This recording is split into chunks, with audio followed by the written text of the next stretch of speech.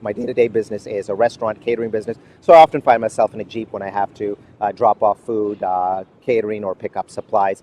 Having said that, when I do land downtown, I think of myself as a walker. I love to get around, whether it's to the bank or small office errands at the lawyers or whatnot downtown. And according to my new acquisition of a pedometer, I do anywhere from 10 to 12 kilometers a day, which is I find incredible, and it's very, very exciting. Recreationally, I love to bike, of course. I'm out with the kids and so on and so forth. I enjoy my neighborhood in Waverly Heights. Something very exciting happened about 2 years ago. We used to have a very avid bike personality inside my restaurant staff, and we worked together. And he knew that I had a bit of a love for road bikes, sport bikes, if you will. And so one day he came in and he says, "I have a surprise for you, but I need to do some measurements on you first." And I said, "Well, Ryan, go ahead."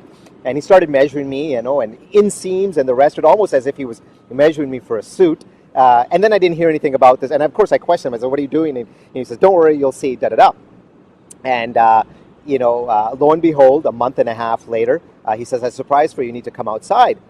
And I said, "Well, Ryan, what do you have for me?" And so I came outside, and I noticed I was shocked and amazed that Ryan had, with his own funds and everything, had built me a specialized road bike. So beautiful white in color, built to my body, and it is amazingly fast, it is amazingly quick, and I am amazingly proud of it. So why do you think people feel unsafe on Winnipeg streets?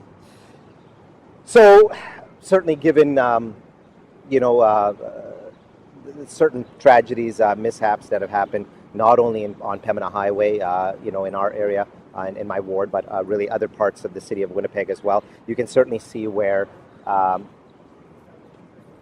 Winnipeggers would feel challenged by cycling and other active transportation around Winnipeg. And I'm sorry, I do feel that was such a tragic thing to have out there. That said, as a whole, I don't believe people are generally afraid to cycle. In fact, if anything, if you look at cycling, we can see that it's certainly on an uptrend right now, that people are starting to cycle a lot more, and that it's certainly a growing part of our city, and really starting to create a very unique cycling culture in Winnipeg that has never existed before. So what do you think council can do in the next 4 years to make it better? I think it can educate, it can commit, and let me explain that. Commit, first of all, I think we need to have an overall embracing of the fact that people love to cycle. There's a community around it, there's a culture around it, it's happy, it's healthy, it's good for the environment. I mean, all those wonderful reasons. And really commit to a long-term plan that sees us connecting beyond little patches of asphalt here and there, but a holistic connection of biking all around the city. In fact, it can be dangerous when you've got small patches of asphalt that all of a sudden turn into a regular roadway without warning. This can be very different, dangerous situations. So we need to have something that is a little bit more connected all around town, if you will. It needs to educate. I think there's really a potential now for us to commit with various organizations, whether it's MPI or whatnot, and get to the driver level and educate drivers, or in some instances re-educate in terms of sharing the road and being responsible on the road and being safe on the road, much as we did with motorcycles, much as we've done with other kinds of vehicles, that people are on the roads as well with you, and that we need to be respectful of that. What do you think it would take to make Winnipeg cycle-friendly throughout the year? So certainly this last year was an incredible winter, as Winnipeggers will recall.